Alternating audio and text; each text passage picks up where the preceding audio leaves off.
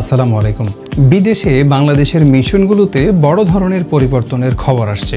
প্রথম পর্যায়ে প্রায় 7টি মিশনে নতুন দূত নিয়োগ হচ্ছে, আর এটি কার্যকর হলে বর্তমান সরকার দায়িত্ব নেওয়ার পর এটা হবে শীর্ষ কূটনীতিকদের পদে বড় ধরনের পরিবর্তন। পররাষ্ট্র মন্ত্রণালয় সূত্র বলছে, প্রথম পর্যায়ে Italy, Canada, Poland, Greece, Kuwait এবং থাইল্যান্ডে নতুন হাই কমিশনার বা রাষ্ট্রদূত চূড়ান্ত করেছে সরকার। গুরুত্বপূর্ণ এই মিশনগুলোর মধ্যে কানাডা এবং গ্রিসে পাঠানো হচ্ছে 2 নারী রাষ্ট্রদূতকে, যারা বর্তমানে মধ্যপ্রাচ্যে ঢাকার হয়ে দুতিয়ালি করছেন। অন্যদিকে ইতালি এবং থাইল্যান্ডে পররাষ্ট্র ক্যাডারের 20তম ব্যাচের 3 কর্মকর্তাকে প্রথম দূত করে পাঠানো হচ্ছে, আর কুয়েতে নন কূটনীতিক তথা এক মেজর জেনারেলকে দূত করে পাঠাচ্ছে ঢাকা। এসব প্রস্তাবিত দূতদের গ্রহণের বিষয়ে স্বাগতিক দেশগুলোতে এগ্রিমো পাঠানোর প্রক্রিয়া শেষ করেছে।